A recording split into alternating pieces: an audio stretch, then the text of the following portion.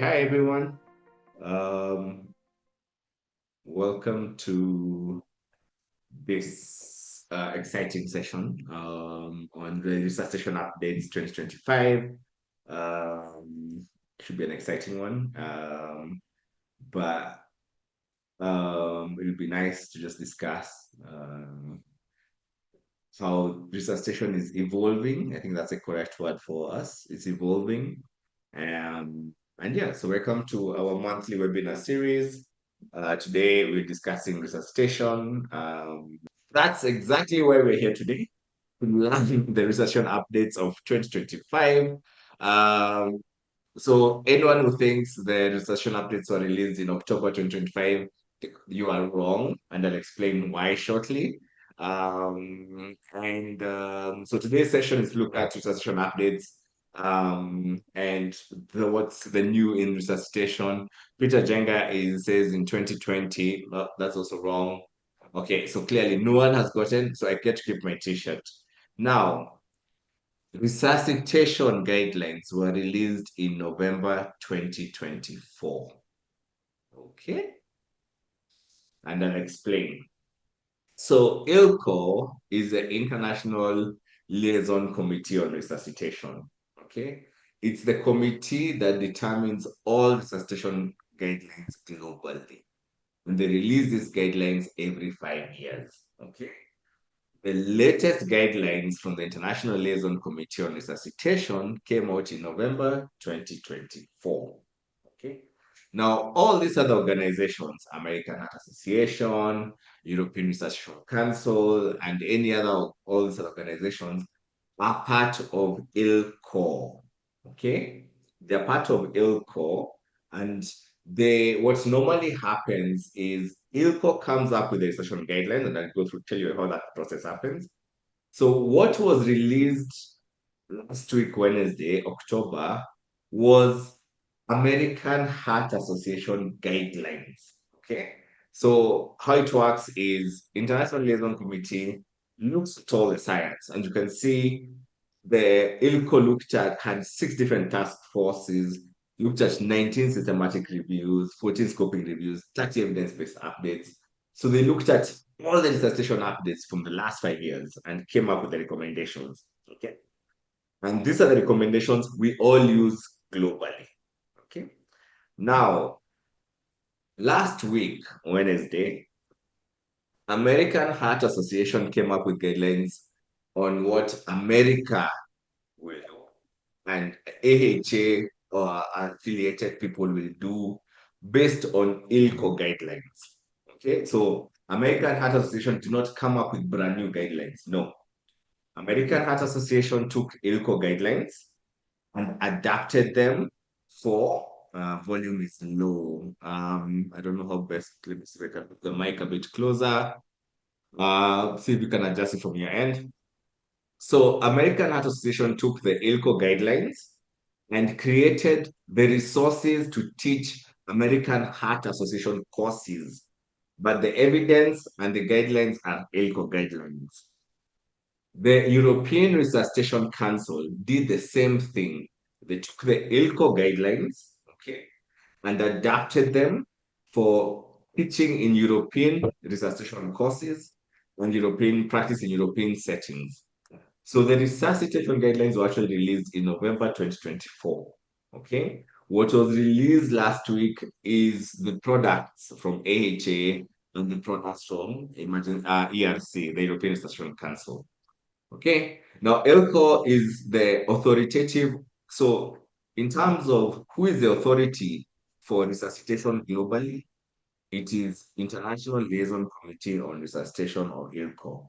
It is not AHA, it is not ERC, okay, European Resuscitation Council. It's actually International Liaison Committee. ILCO is the main organization that comes out with all the guidelines, then all the other people then adapt these guidelines to their settings. So American AHA will do adaptations to its settings, European Resuscitation Council will do adaptation to its settings, but we all follow ILCO guidelines, okay?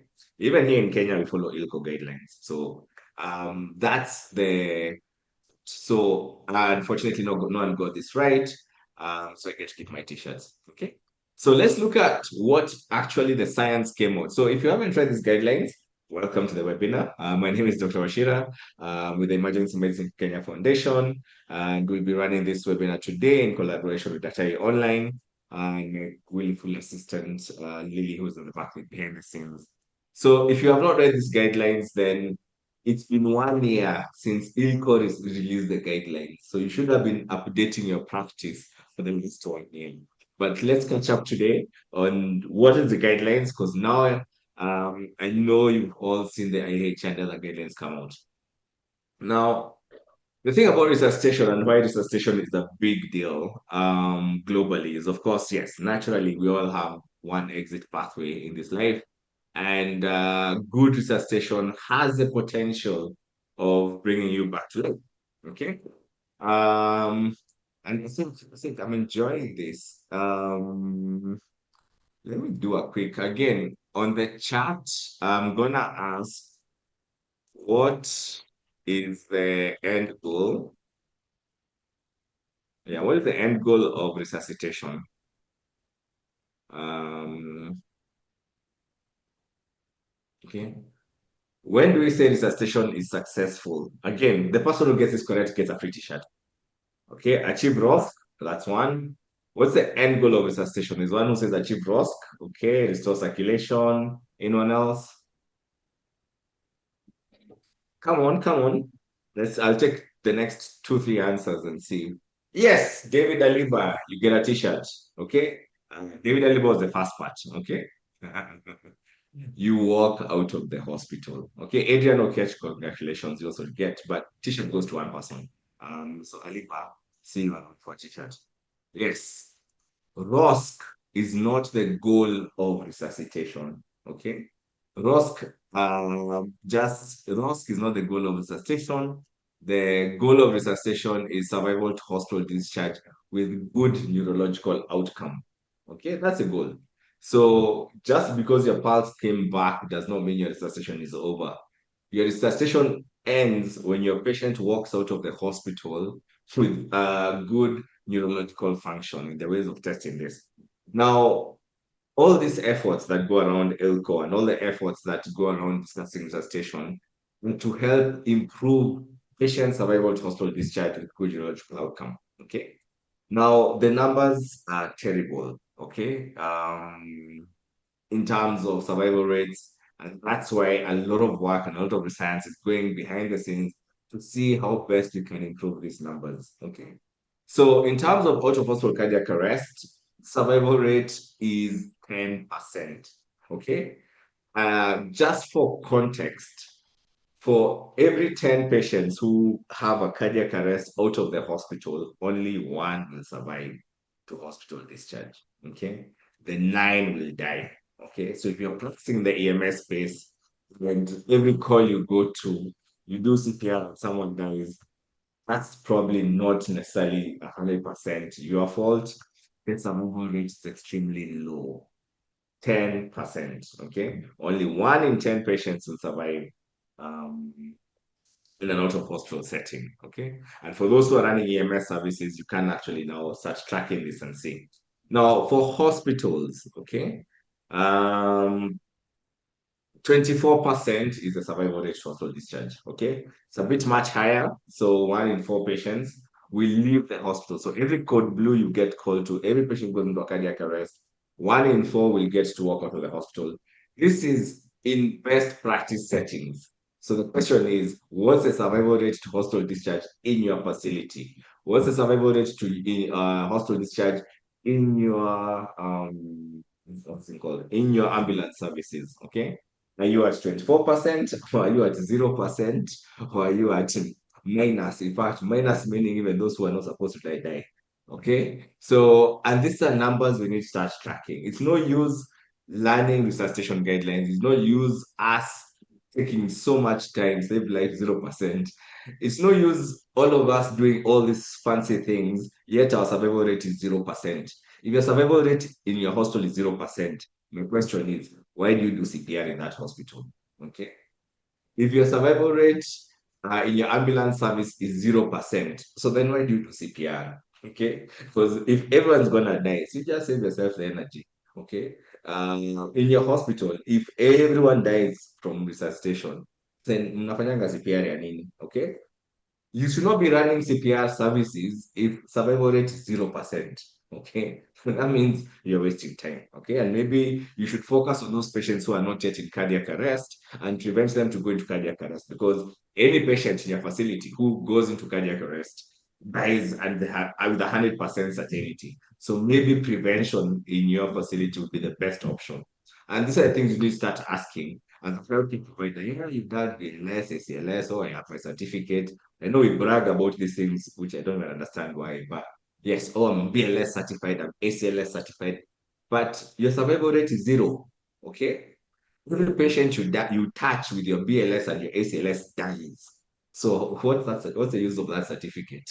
Okay? If every patient you touch dies from in a resuscitation. Okay.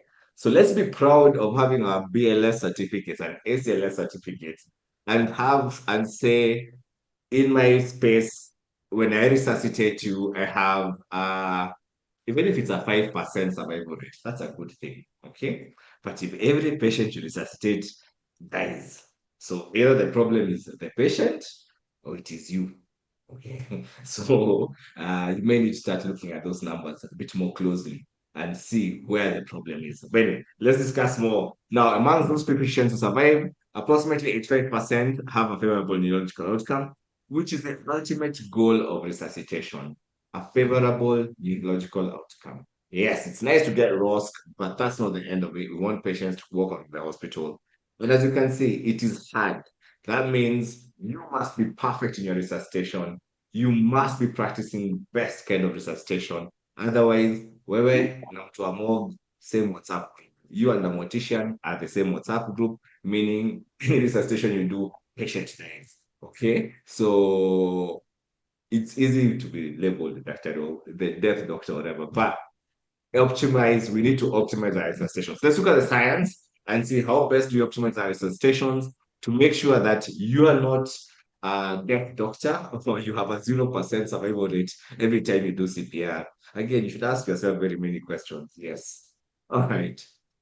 Okay, so in terms of what's the optimal surface for performing CPR?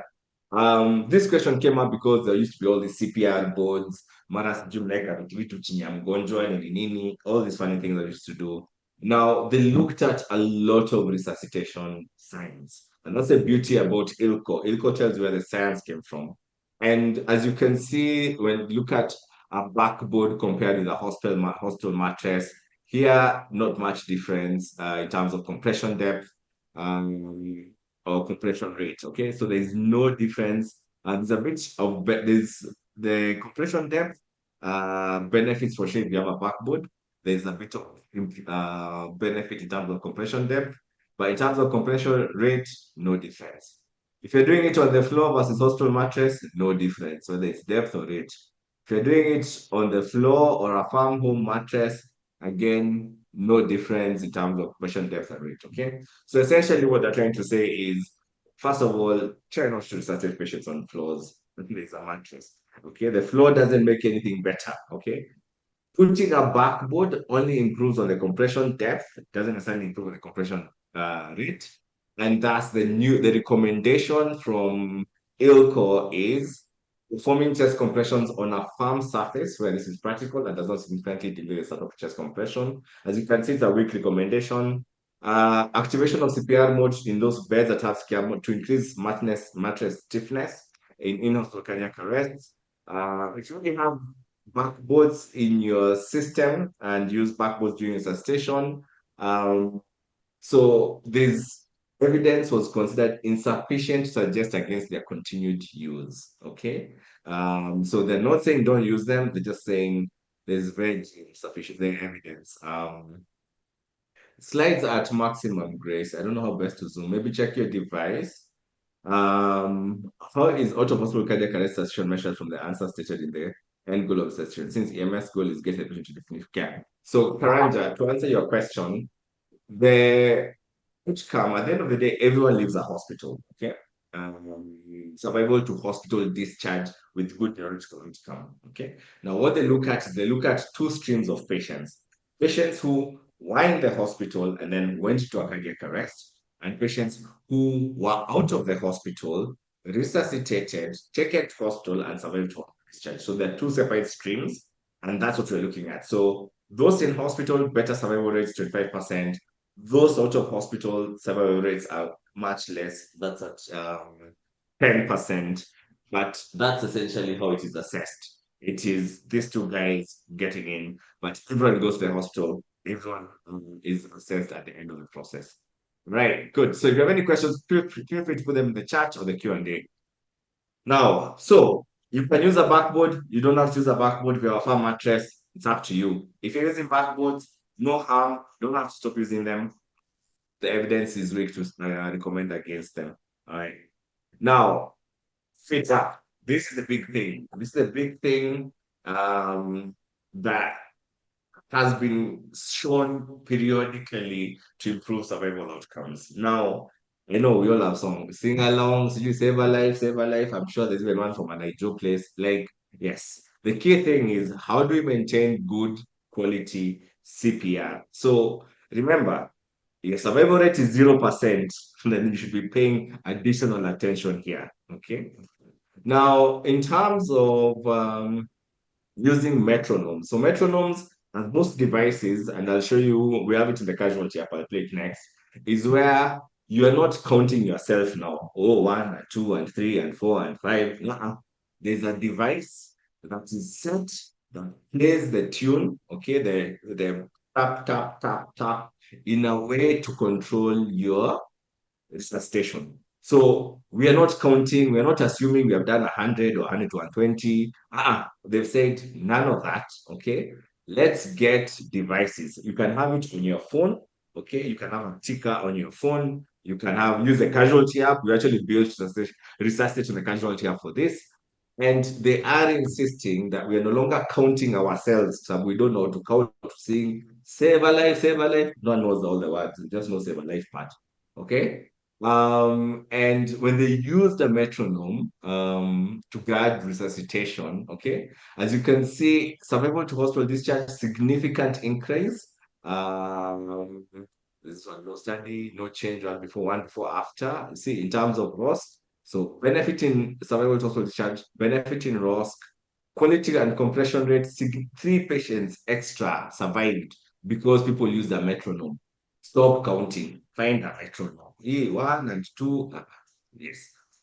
Device, electronic device. Let me even be very specific. An electronic device must exist next to you when you're doing CPR for you to improve the patient's chances of survival. Okay. As you can see, CPR quality compression depth much better. 2 patients increase in survival rate. So use of a metronome increases patient survival.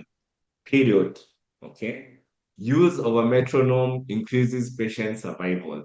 If you are not using a metronome, don't keep asking why your patient died. Okay. I think you know the answer to that. Now, when you look at CPR feedback devices, these are even now much fancier, where they measure your compression depth and compression rate together. Newer defibrillators have these devices. Yes, they are a cost. Okay, they're expensive. So I may not necessarily say let's all run to buy CPR devices. We can't really afford them, all of us, but we can afford a metronome. Every phone has a metronome. Every phone can have the casualty app resuscitate part of it. All right. So as you can see, feedback devices improve CPR quality metrics, improve long-term retention. This is in a training perspective. So for training centers, you can have devices to improve the training, much benefit. So Feed, in terms of feedback for spare quality, the recommendation, best practice, we suggest the use of real-time audiovisual feedback and prompt devices during CPR in clinical practice as part of comprehensive quality improvement program for cardiac arrest designed to ensure high-quality CPR. This is the only thing, high-quality CPR is the only thing that will actually save your patient's life and station care across station systems, okay? It's a weak recommendation, but there's some evidence in terms of benefit. We suggest unpack. This is a tricky part. Okay. And I think let's pay attention to the second part of it. We suggest against. Okay. Okay. So, guys, Don't buy the metronome and not have a system, okay? Just because your metronome is not a magic one, you should survive. No, okay? You need the metronome and you need to have a resuscitation system in place. The two go hand in hand, not in isolation. And that's why they say we suggest against the use of real-time audiovisual feedback and phone device in isolation, not part of a comprehensive quality improvement program. Okay. So if you're not monitoring your resuscitation, you do not have records of what resuscitation success rates are, you don't know anything about resuscitation in your hospital, please don't go buy devices. Devices will not save the life. Okay. They have to be part of a system that clearly monitors what's going on. All right. And so we have this in the resuscitation, resuscitate. If you have the casualty app, we designed the resuscitate part of it specifically for the metronome. But just to highlight, this alone won't save the patient. It is to be part of our system. Let me see if this video plays. Click start resuscitation. Now that's the metronome, okay? That should be playing during it's the music of resuscitation. Without this, as you're saying, the metronome improves patient survival as part of our system. But best practice, always have the metronome running. Okay, there are many things that, so I'm just gonna stop this for now. We're not gonna watch the whole of it. Yes, okay. Is that better? Let me know if the sound is better for those who are struggling to hear. Okay, why is minimizing interruptions in chest compression emphasized in the 2025? Minimizing interruptions in chest compressions. Okay, so minimizing interruptions in chest compressions have been emphasized since 5, 10 years ago. Okay, because every time your hands leave the patient's chest, there's no blood flow, and your patient starts to die. Your CPR is what keeps blood flowing. When there's no blood flowing, that means your patient is dying. Okay, you can't survive without blood flow. So that's why we have to minimize interruptions. That's emphasized everywhere. Okay. Um, Now, Moffat, if you're on transit with a patient, and the patient goes into a systole, you park the vehicle on the side of the road. I think that's one of the things that's coming out very strongly. I think maybe come back in a discussion. It's coming out very strongly in the new resuscitation guidelines. There's no CPR done on the road. Okay, you park the car, you park your vehicle, and EMS needs to start calling off CPR on the road. Okay, that's a new. If you read the new AHA guidelines, they've really emphasized on that there is no benefit of doing resuscitation in a moving vehicle. Okay, unless you have fancy devices. So you stop the car, do your CPR. If your patient doesn't survive, it's a wrap. Okay. Um, Yes, it's a wrap. You call it off, you terminate. Okay. And there are guidelines. The new resuscitation AHA guidelines will have guidelines of terminating resuscitation on the road. You again, if you're such, you remember your survival rate is 10% Moffat, for example. Moffat, your patient has a 1 in 10% chance of survival. Okay. Um, and this gets worse if you're trying to do this in a moving vehicle. So there is no evidence, no benefit that you should be doing CPR in a moving vehicle. You should park your car, do your CPR, call it off if you don't have ROSC, and move on with life. That's what the new guidelines say. All right. So in terms of post-cardiac arrest, oxygenation and ventilation, okay. Again, in terms of a lot of studies, and that's why I say a lot of studies looking at whether you give too much oxygen, you get little oxygen. There's no, so this is higher compared to low oxygen in the pre-hospital setting. No real benefit. As you can see, the studies are all over the place. Low oxygen in the ICU, studies all over the place. So not really any benefit. So in terms of oxygen targets post-resuscitation, okay. So we recommend the use of 100% inspired oxygen until you can determine what the SATs are. Okay. So if you cannot determine what the saturations are, or you can't get a blood gas that tells you what the oxygen are, is give 100% oxygen. Okay. Now, once you get your SAT probe up, once you're able to monitor the oxygen levels, you need to drop down your oxygen to 94 to 98%. Okay. So if you have no monitoring device, hook up 100% oxygen concentration. The moment you have a monitoring device in place, keep it up 94 to 98. Too much oxygen is still going to kill patients. As you can see, avoid hypoxemia, okay, after cardiac arrest in any setting. it increases your chance of death. All right. Ventilation. This is where you're trying to get this. What's the CO2 levels for those who are able to measure the carbon dioxide? Again, as you can see, studies all over the place. In terms of cerebral total discharge, 6 months. In fact, this is looking at hypercapnia, increased mortality in some of these patients, as you can see. And so it's not necessarily recommended. So targets for CO2 are just normal CO2 levels. Not too high, not too low. Keep it normal carbon dioxide levels. Um, and yeah, that's the evidence. Okay. So, which is the same. I mean, it's been the same for some years, but they keep emphasizing because hypercapnia or hypocapnia will increase mortality. Capnography, let's watch this one. Waveform capnography offers real-time feedback on CPR quality, airway placement, ventilation, and return of spontaneous circulation. Here are 5 key takeaways for using capnography in cardiac arrest management. An end-tidal CO2 requires ventilation, metabolism, and circulation. A sudden loss of end-tidal CO2 indicates cardiac arrest. If a waveform disappears, check for a pulse immediately and start CPR if needed. If a pulse is present but the patient isn't breathing, begin ventilation. Compression feedback devices ensure proper depth and rate, while end-tidal CO2 readings assess how well CPR is perfusing vital organs. An EtCO2 above 15 millimeters of mercury suggests good perfusion, while readings below 10 millimeters of mercury indicate ineffective circulation despite compressions. Overventilation reduces blood circulation during CPR. Capnography helps prevent hyperventilation by ensuring a controlled respiratory rate, about 10 breaths per minute, and proper tidal volume. It also confirms airway placement with a continuous waveform. EtCO2 can guide termination of CPR. If after 20 minutes of high-quality CPR, an EtCO2. Now, this part of this video is off. With the new guidelines, end-tidal CO2 cannot say when you should stop resuscitation, okay? The end-tidal CO2 monitor is not a reliable device to tell you when to stop resuscitation. Previously, we used to say if your end-tidal CO2 falls below 10 for certain periods of time, which is what she was about to say, stop resuscitation. That has been thrown out, okay? That's no longer the case. Do not use your end-tidal CO2 to determine termination of your resuscitation. No evidence behind this. You can use it to monitor the quality of resuscitation, but you cannot use end-tidal CO2 to determine when to stop resuscitation.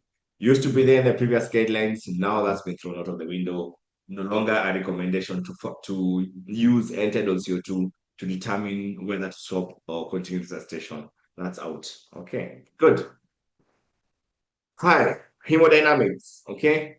Post-resuscitation again, there is no much evidence in terms of what specific blood pressure. Um, Essentially, if you can keep your maps 60 to 65 for patients after out of hospital cardiac arrest and in hospital cardiac arrest, that's where you are. So your target map, so we're not looking at a specific blood pressure, systolic or diastolic blood pressure.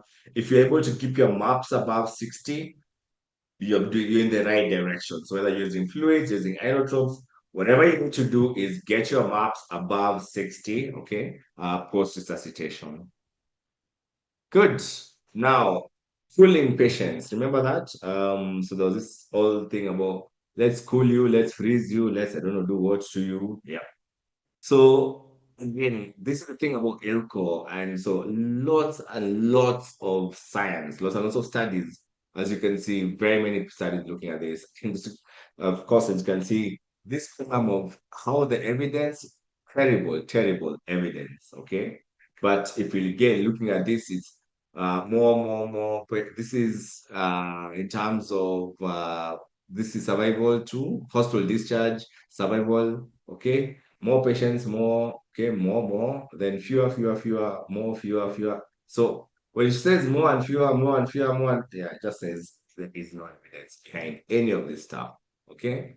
So the recommendation, which is unchanged from 2022, is we suggest actively preventing fever, not cooling patients, okay? Prevent fever by targeting a temperature of 37.5. Patients to remain comatose after loss from cardiac arrest, okay? So your patient remains comatose, avoid fevers, keep the temperatures below 37.5 degrees centigrade. Now, in terms of good practice statement, so previously, initially it was 24 hours, then it was 36 hours. Now I'm seeing we're doing up to 72 hours. Okay. So again, prevent fever for the longest time possible. Okay. From 36 to 72 hours, avoid fever. That temperature should be guarded, patients should not get a fever post resuscitation. Don't need to cool them down. But please do not allow the patient to get a fever because that definitely increases their mortality. Keep their temperature below 37.5 for 36 to 72 hours. Okay. A few special circumstances. This one is a big one. Okay. Remember, we used to say a mother who is potentially has a fetus that's viable. Let's do one of those whole uh, perimortem cesarean sections within 4 minutes, 5 minutes. Until the guy has to be standing there within 5 minutes and have. Okay, so that's out of the window also. Okay, so there is insufficient evidence to define a specific time interval by which delivery should begin. Okay, so previously to say start CPR in 4 minutes. If you don't have those, someone should be cutting the abdomen to remove the baby. Okay, and that 4 minutes was cast in stone. In fact, if you go to 5 minutes, maybe they'll hang you. Okay, so now out of the window. Okay, so there is no specific time that by which delivery should begin. But we do again, we're not saying do not deliver the baby. Okay, high quality usual resuscitation care and therapeutic the target most likely cause of cardiac arrest is important.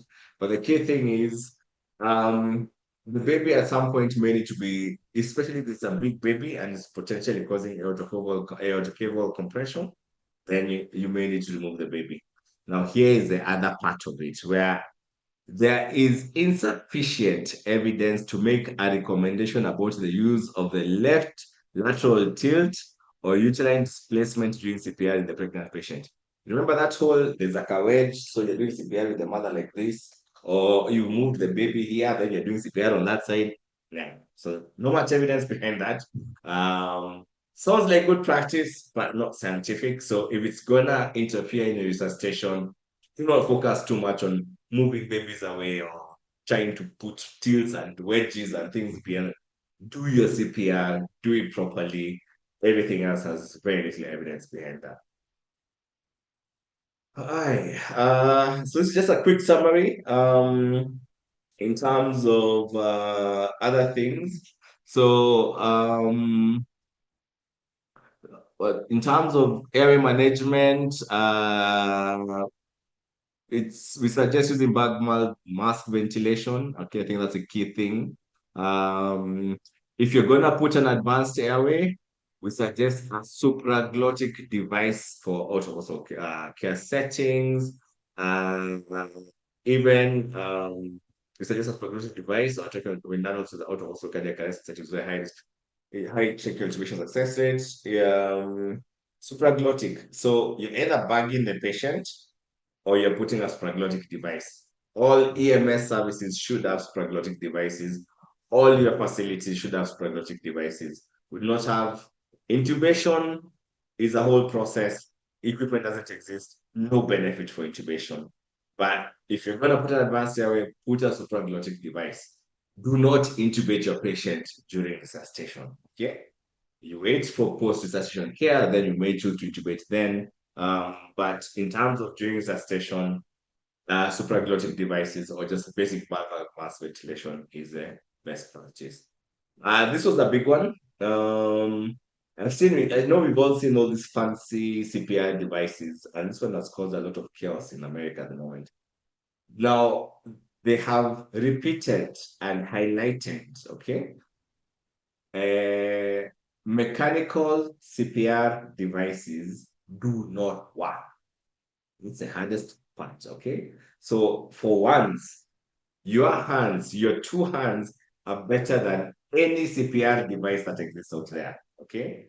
You and your two hands, the best chance your patient has for survival compared to any device that exists out there, whether it's an autopulse, Lucas device, yes, any of them. So in fact, it's so bad that we suggest against the routine use of automated mechanical chest compression devices. Okay, we suggest against the routine use. Okay, like do not use them. Okay, but suggest that there are reasonable alternatives to use in situations where sustained high quality manual compressions are practical. Now, for those who are doing CPR behind a moving ambulance, this is one situation. So reasonable in situations where sustained high quality manual compressions are impractical or compromise provider safety.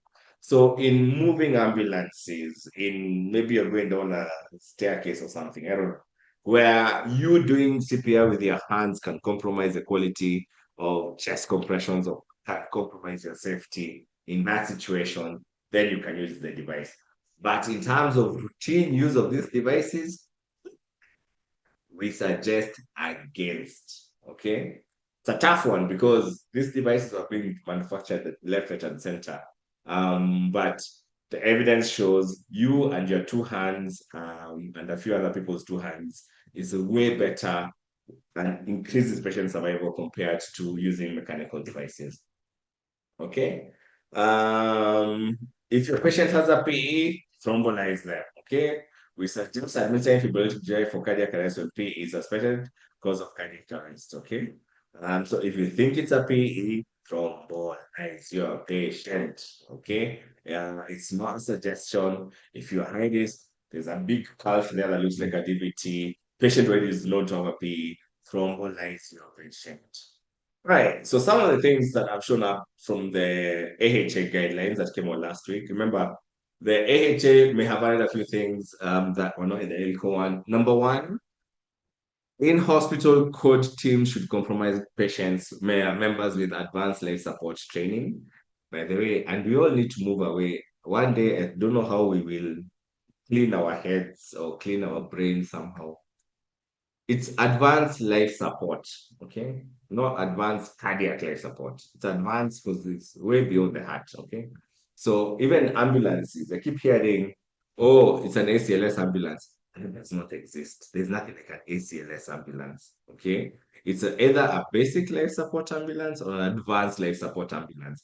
There has never been an advanced cardiac life support. It is not like an ACLS ambulance, okay? So similarly, your in-hospital cardiac teams must have advanced life support training. Note, even the AHA has told you, did you say they've not said ACLS, ALS training? They've not said you must have ACL, you must have advanced life support training. Okay. Designated or dedicated code teams with clearly defined roles, diverse expertise, and adequate training, like provide simulation, can be beneficial in improving patient outcomes. Okay, so it can be beneficial when you see the words can, remember those can and shall, anyway, it can be beneficial, but essentially you need a team. What they're saying in simple terms, you need a team to resuscitate a patient. Okay. You cannot do it alone. You're not Jesus. Jesus resuscitated Lazarus by himself, but the rest of us definitely need way more people to resuscitate. And so you need to have a well-constituted in-hospital code blue team or in-hospital code team that everyone is trained in advanced life support. Okay. Yes, you are not Jesus. Focus. Yes, get a team, get everyone trained, then have your team practice, have your team get ready, move your survival rates in your hospital from 0 to something. But even if you move it from 0 to 1% survival rate, you have done a fantastic job. Yes. Now, in terms of EMS systems, should be prepared to perform termination. Remember, that's what I was talking about earlier. EMS system should be prepared to perform termination of resuscitation on scene. This involves EMS professionals receiving training on death notification. Okay. Prioritizing on scene resuscitation focused on achieving sustained risk before initiation of transport. Okay. So ROSC has to be achieved before initiation of transport. For most adults and children experiencing automatic cardiac arrest can be beneficial in the absence of special circumstances. Special circumstances can be sometimes drowning, kids, sometimes electrocution. There's some special circumstances. But majority of patients who collapse and have things, something, you should do on-scene resuscitation, get your ROSC, sustained ROSC. Oh, by the way, here, let me see. Okay, I already gave a t-shirt to one person. So David Aliba has a t-shirt. Let's go to t-shirt. I can't remember. Anyway, please feel free to message us if you owe your t-shirt. Now, the question is, what's the definition of ROSC? Okay. What is the definition of ROSC? Let's see. Now that we keep saying ROSC, ROSC, ROSC, what is the definition of ROSC? Yes. Yeah. Oh, you can type it in the chat here. Let me just put the question here. What is the definition of ROSC? Aha. Yes, people want t-shirts. And okay, look at correct. Congratulations. So ROSC is the acronym is return of spontaneous circulation, but the definition of ROSC is sustained. Let me just find what I wrote here. So ROSC is not return of spontaneous circulation. Yes, that's what the words ROSC mean. Yo, people have typed quickly here. Yes.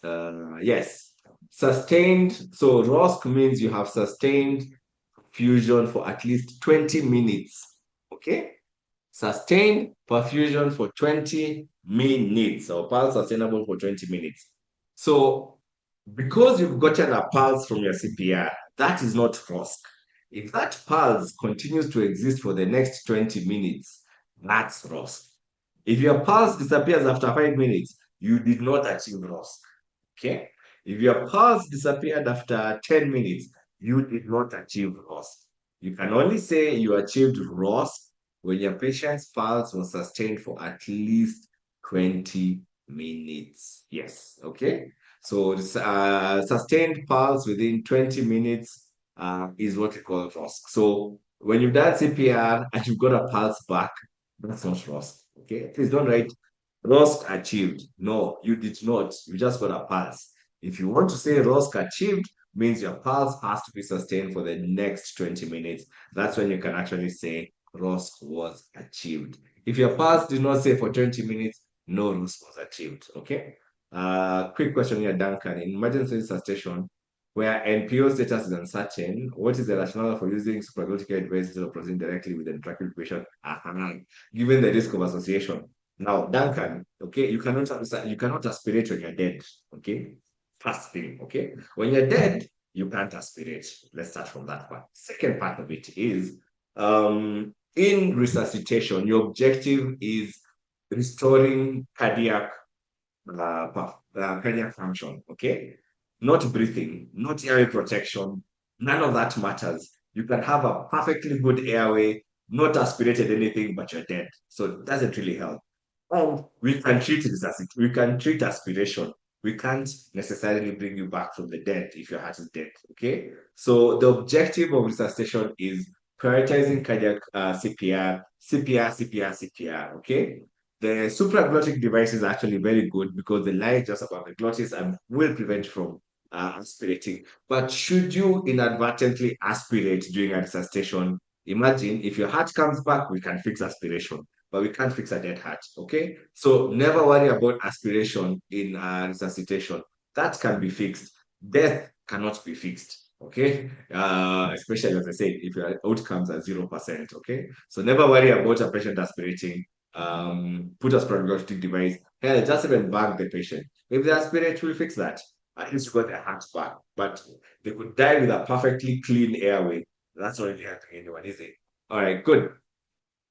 Uh, what else? What's next? Okay, so AHA finally caught up with the rest of the world.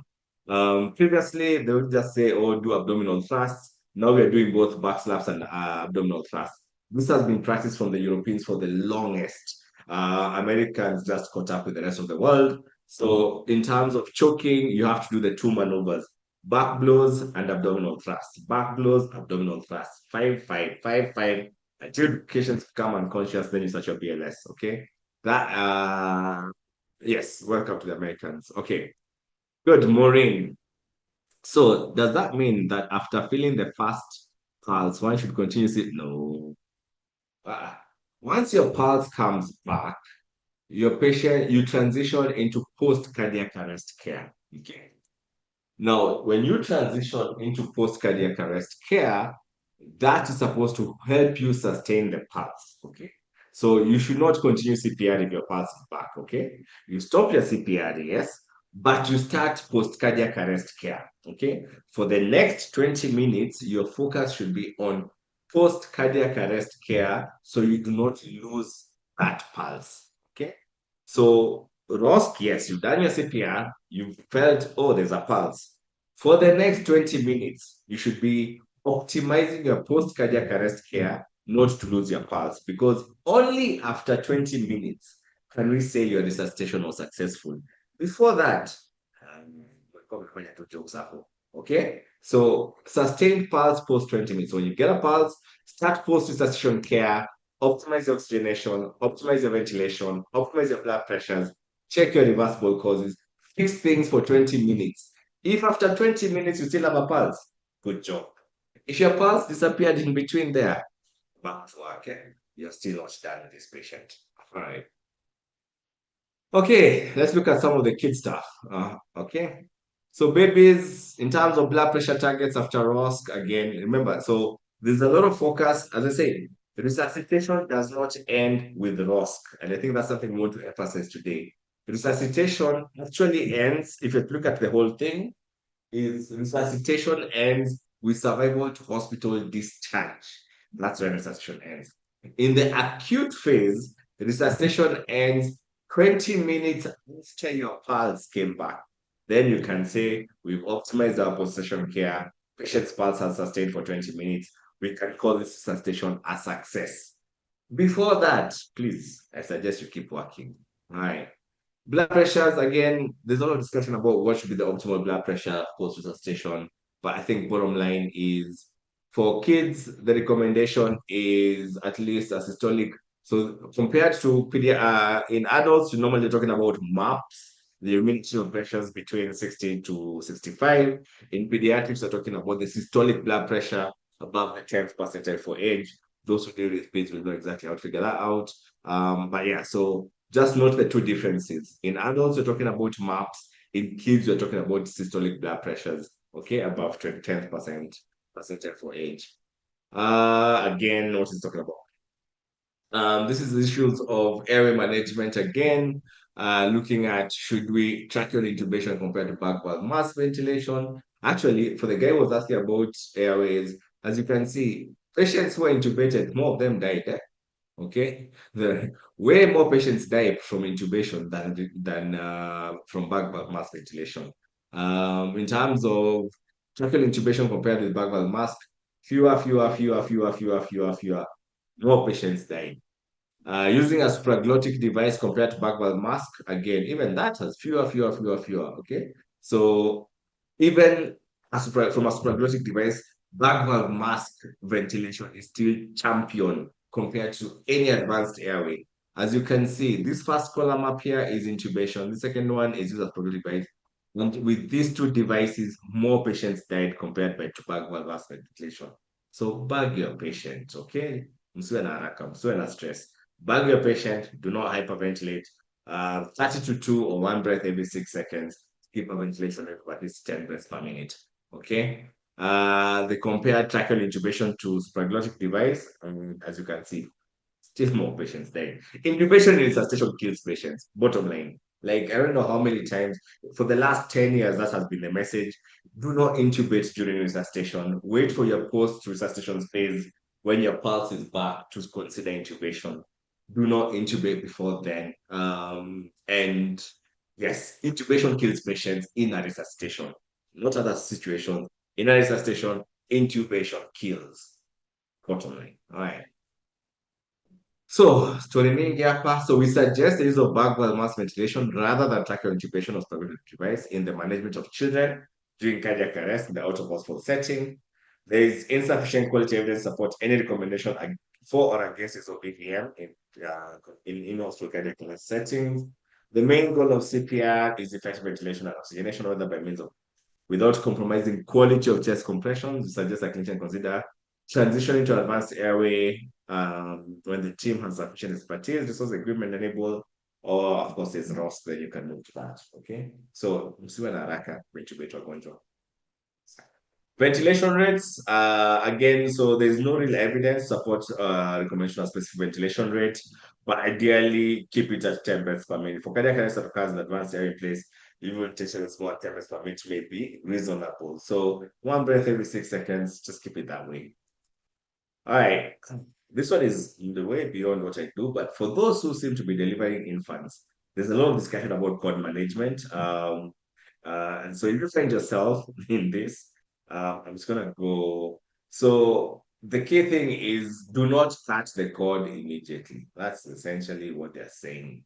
Um, Yes, so for in preterm infants born less than 36 gestation who are deemed not to require immediate resuscitation, recommend deferring cord clamping of the umbilical cord for at least 60 seconds. Okay, so and that's for everyone. I think it's the same even with this HA. Once a baby is born, wait for 60 seconds, then clamp the cord. Okay, do not clamp the cord immediately. So you don't umetoka. Wait for 60 seconds. It has benefits in terms of hemodynamics for the baby. So cross board, we are waiting 60 seconds before cord clamping. I haven't clamped a cord for a surgery. But yes, do not clamp a cord. Wait for 60 seconds for those who are still doing deliveries. Okay. And I think so for non-rigorous term newborn infants, preterm infants or more general age, there is intact cord milking. Okay. So this is where, yes, you're delaying cord clamping, then you're milking it back into the baby.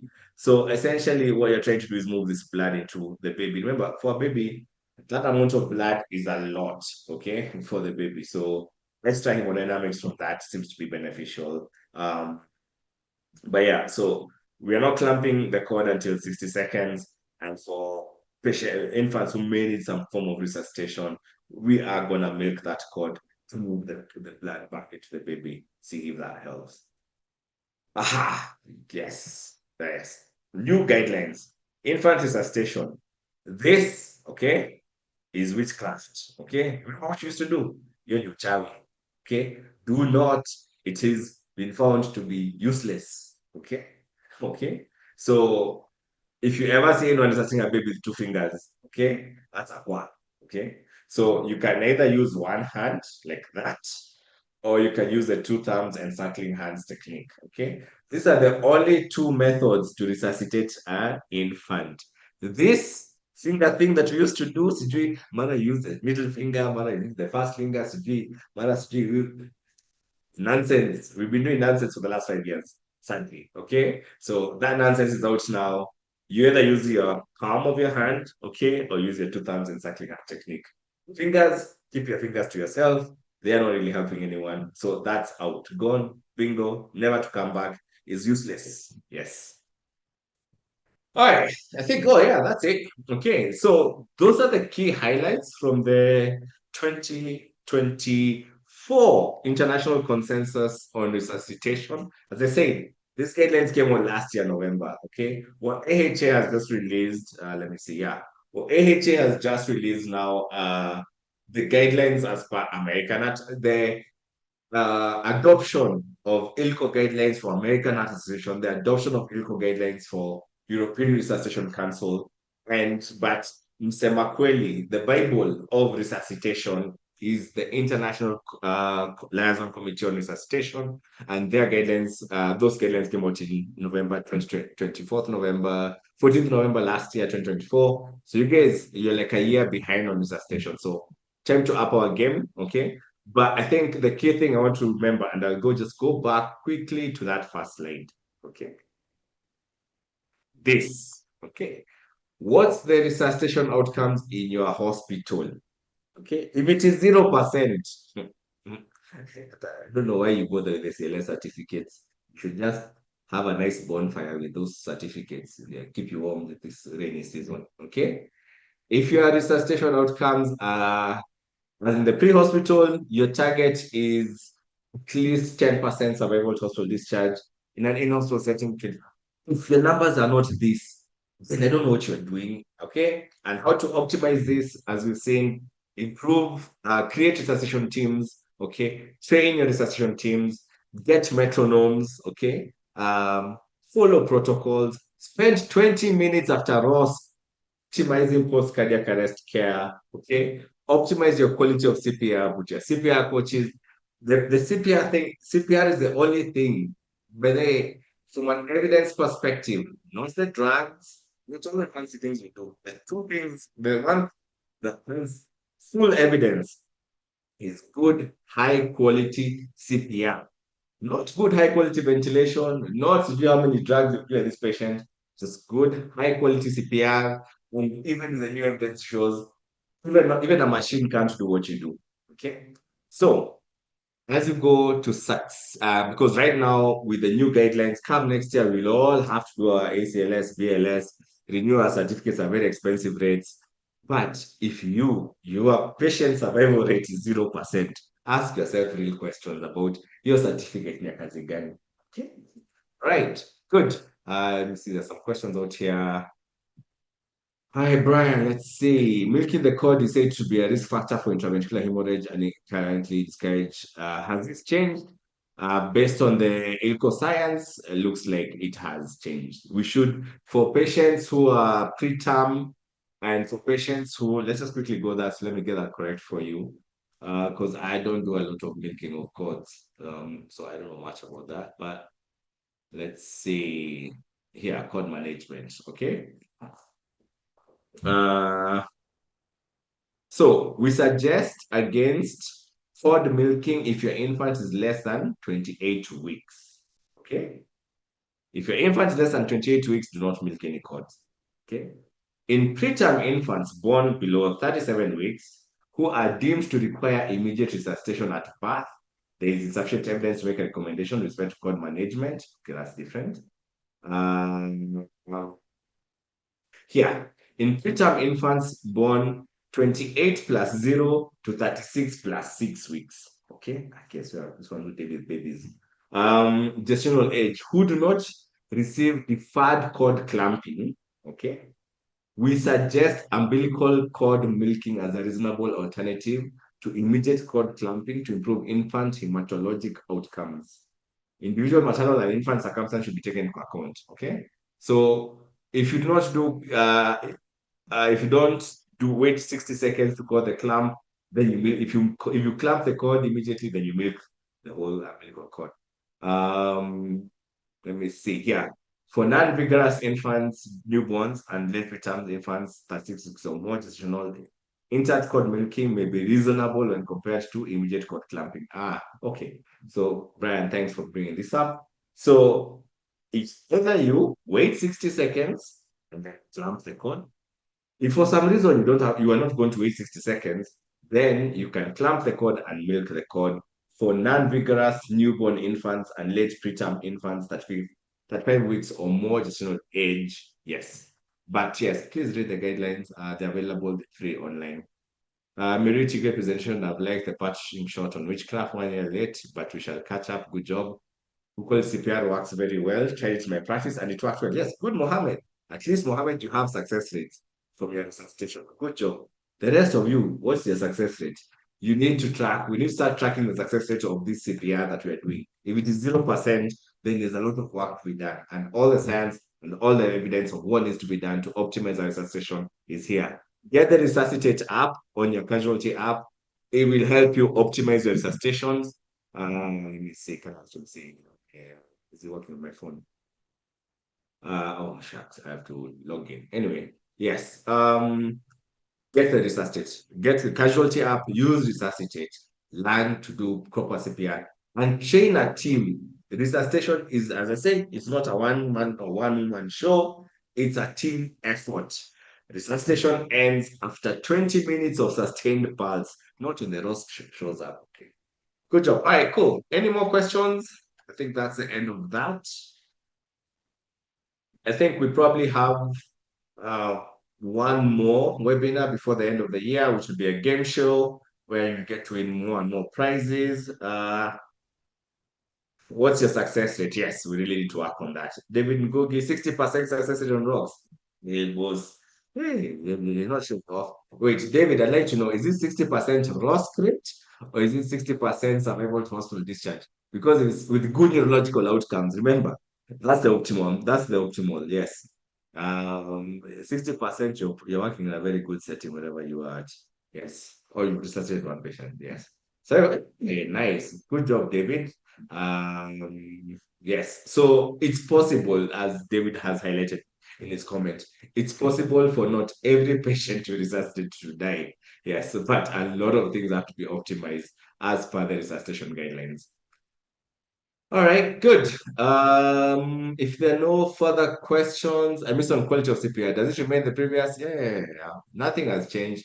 30 to 2, 2 thirds chest compression, that one has not changed. Yes, the depth rates, but they are recommending if you have a proper team in place, then they should you be using CPR feedback devices, okay? But they have to be part of a quality improvement program, not as an individual thing. Yes, okay, good. ALS drugs, nothing have changed, and ALS drugs have no benefit in terms of survival. CPR is the one that has evidence. ALS drugs, the only evidence actually for ALS drugs, epinephrine and I think amiodarone, have evidence for ROS. Okay, ROS. There is no drug, and I repeat again, there is no drug that we use in resuscitation that has ever been shown to improve survival to hospital discharge. Okay? No drug, not adrenaline, no amiodarone, none of those drugs have ever been shown to improve survival to hospital discharge. The drugs have been shown to improve ROS. Okay? Just ROSC, not survival to hospital discharge. So when you're busy rushing to give drugs, your only benefit is ROSC, not survival to hospital discharge. The only thing that has been shown to improve survival to hospital discharge is good, high quality CPR. That's the only thing evidence-based that improves survival to hospital discharge. CPR, nothing else. Right, good. All right, good. Get the app, read the guidelines, start practicing, start monitoring, and we'll see you next month. Yes.